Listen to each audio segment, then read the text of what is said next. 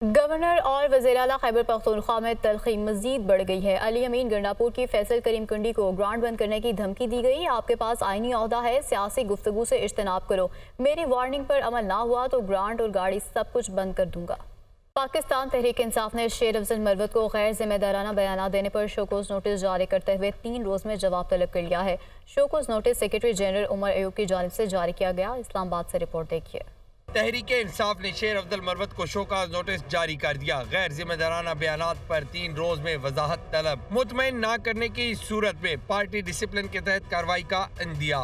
Show cause notice secretary general Omar Ayub کی جانب سے جاری کیا گیا ہے۔ نوٹس میں کہا گیا ہے کہ غیر ذمہ دارانہ بیانات سے پارٹی کی ساکھ کو نقصان پہنچا۔ بانی تحریک انصاف کے واضح احکامات ہیں کہ غیر ذمہ دارانہ بیانات نہ دیے جائیں۔ شیر افضل مروت کو پہلے ہی بانی پی ٹی آئی کی ہدایت پر کور کمیٹی اور سیاسی کمیٹی سے علیحدہ کیا جا چکا ہے۔ شیر افضل مروت نے پی اے سی کی چیئرمین شپ نہ ملنے پر پارٹی قیادت کو مختلف فورمز پر نشانہ بنایا تھا، جبکہ رجیم چینج سے متعلق سعودی عرب کے کردار سے متعلق متنازع بیان بھی دیا تھا، جس پر بانی پی ٹی آئی نے شیر افضل مروت کی سرزنش کی تھی۔ اس سے قبل شیر افضل مروت کے بھائی خالد مروت کو بھی وزیر اعلیٰ خیبر پختونخوا علی امین گنڈاپور نے مشیر کے عہدے سے ڈی نوٹیفائی کر دیا تھا۔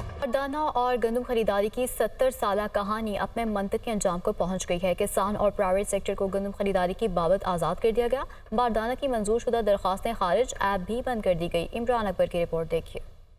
باردانہ کی فراہمی اور سرکاری گندم خرید کی کہانی انجام پذیر۔ ذرائع محکمہ خوراک کے مطابق کسان اور پرائیویٹ سیکٹر کو گندم خریداری کی بابت آزاد کر دیا گیا۔ سرکاری باردانہ کی فراہمی اور گندم خریداری کی 70 سالہ کہانی اپنے منطقی انجام کو پہنچ گئی۔ سرکار کا مالی بوجھ سے بچنے کے لیے باردانہ نہ خریدنے کا فیصلہ، باردانہ ایپ پر دی گئی لاکھوں درخواستیں بھی ردی کی ٹوکری کی نظر۔ منظور کی گئی 1,19,000 باردانہ درخواستیں بھی خارج کر دی گئی۔ محکمہ خوراک کا کہنا ہے کہ گندم کی خریداری کے لیے نئی پالیسی تیار کر لی گئی ہے۔ باردانہ ایپ کو بند کر کے کسانوں اور پرائیویٹ خریداروں کو گندم کی خرید و فروخت میں آزاد کر دیا گیا ہے۔ حکومت کو اگلے سال بھی گندم نہ خریدنے کی تجویز دے دی گئی۔ نئی پالیسی میں گندم کی خریداری میں محکمہ خوراک کا کردار ختم ہو جائے گا۔ پرائیویٹ سیکٹر کسان سے براہ راست گندم خریدے گا۔ نئے اقدام سے محکمہ خوراک اربوں روپے کے سود اور سٹوریج اخراجات سے بچ سکے گا۔ محکمہ خوراک کے پاس اس وقت 23 لاکھ میٹرک ٹن گندم موجود ہے، جس پر سالانہ 400 ارب روپے کا بوجھ برداشت کیا جا رہا ہے۔ حکومت کو گندم کی عالمی قیمت کے مطابق قیمت طے کرنے کی بھی تجویز دی ہے۔ ذرائع محکمہ خوراک کے مطابق نئی پالیسی کے تحت چاروں صوبوں میں گندم کے یکساں نرخ مقرر کرنے کی تجویز ہے۔ پہلے مرحلے میں گندم خریداری کی بابت 2 سال تک نئی پالیسی پر عمل کی تجویز ہے۔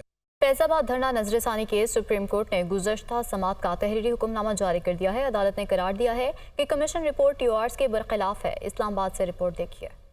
فیض آباد دھرنا نظر ثانی کیس کی گزشتہ سماعت کا تحریری حکم نامہ جاری۔ سپریم کورٹ نے کمیشن رپورٹ ٹی او آرز کے خلاف قرار دے دی۔ رپورٹ پبلک کی جائے گی یا نہیں، وفاق کو جواب جمع کروانے کی ہدایت۔ حکم نامے میں کہا گیا ہے کہ کمیشن نے مینڈیٹ سے باہر جا کر اصرار کیا کہ ایک مخصوص شخص نے کچھ غلط نہیں کیا اور محض اس شخص کی کاغذ پر لکھی تردید پر انحصار کیا گیا۔ کمیشن نے تمام فریقین سے مساوی سلوک نہیں کیا۔ ایک فریق سے بیان حلفی، دوسرے سے سادہ بیان لیا گیا۔ کمیشن نے دونوں فریقین کو ایک دوسرے پر جرح کا موقع بھی نہیں دیا۔ حکم نامے میں قرار دیا گیا ہے کہ کمیشن رپورٹ میں صوبائیت کی جھلک مایوس کن ہے۔ رپورٹ میں محض جملے بازی اور اصلاحات ہیں، ٹھوس مواد نہیں ہے۔ اٹارنی جنرل نے بھی کہا کہ رپورٹ ٹھوس مواد سے خالی ہے۔ عدالت نے رپورٹ پبلک کرنے سے متعلق اٹارنی جنرل کو 2 ہفتے میں وفاق کا جواب جمع کروانے کی ہدایت کر دی۔ الیکشن کمیشن انکوائری کمیٹی نے عام انتخابات میں دھاندلی کے الزامات پر فوجداری اور توہین الیکشن کمیشن کارروائی کی تجویز کر دی ہے۔ حتمی کارروائی سے متعلق فیصلہ آئندہ ہفتے الیکشن کمیشن ہی کرے گا۔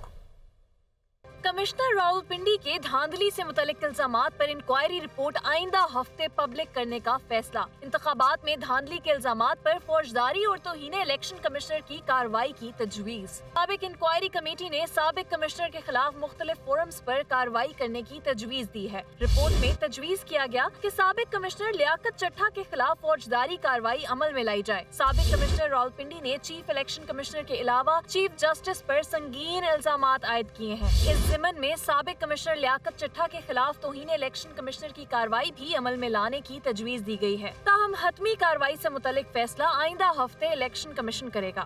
محمود خان نجف کی سربراہی میں اجلاس اپوزیشن اتحاد نے آئین کی بحالی کے لیے ملک گیر مہم چلانے کا فیصلہ کر لیا ہے۔ اجلاس میں فیصلہ آباد اور کراچی کے جلسوں کے لیے انتظامیہ کے خلاف عدالت سے رجوع کرنے کا بھی فیصلہ کیا گیا ہے۔ اسلام آباد سے رپورٹ دیکھیے۔